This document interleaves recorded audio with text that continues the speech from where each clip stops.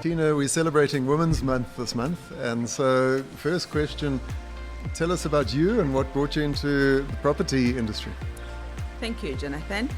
My name is Thina. So I've been in real estate now for almost 4 years. Can you believe it? What brought me to the industry is not working 9 to 5. The flexibility of it, is then I'm able to do other things on the side and still work. Being a working mom isn't that easy, so 9 to 5 wouldn't work. And the interaction with clients as well. Thina, the other agents tell me they work 5 till 9. How do you manage to get away with fewer hours? I would say planning. If you work smart. So I make sure that my diary is super planned and allocate time to what needs to be done, the important stuff. That's how you do it. And the highs and lows of being a estate agent?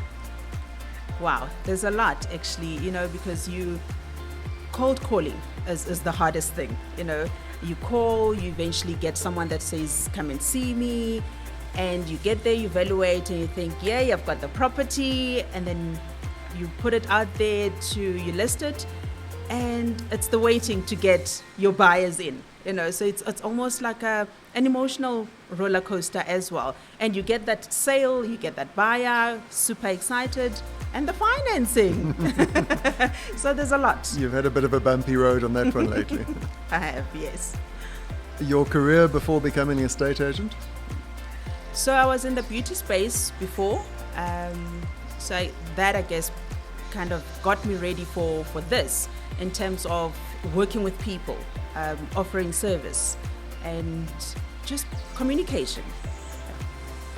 So give us the secret to being a good estate agent. One Research. word?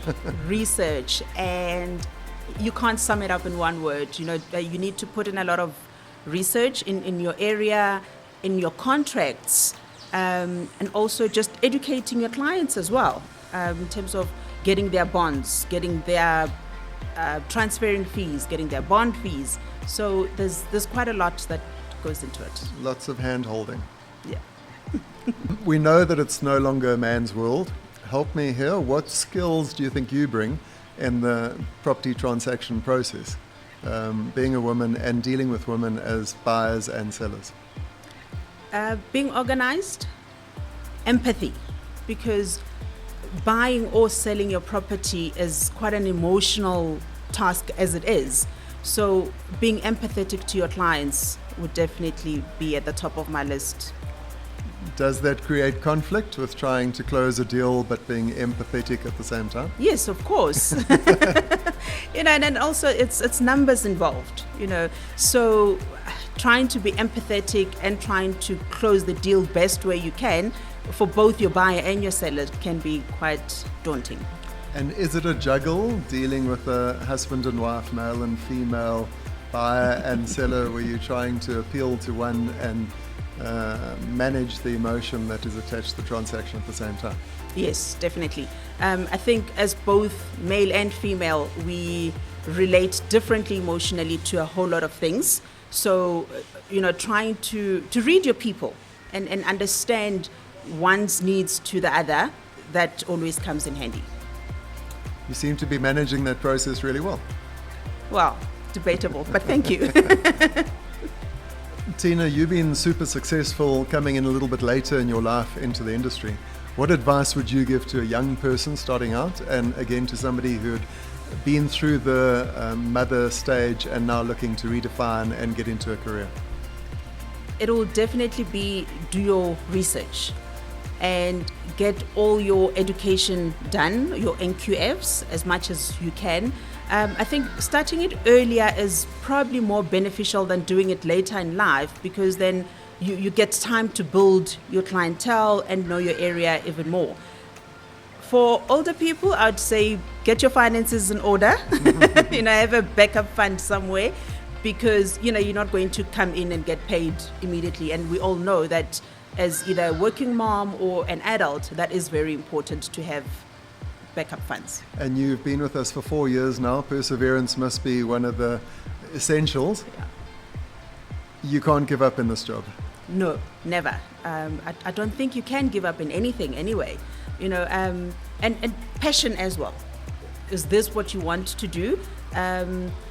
This is where take a girl child to work kind of comes in, because then you almost prepare and you know what you're going into. So yeah, you can't give up ever. Good answer. Thina, we know the highlights of the job are when the deal gets registered and the commission gets paid. Help me with Exciting. some of the lowlights. What have you had to deal with that was challenging, and how did you overcome it?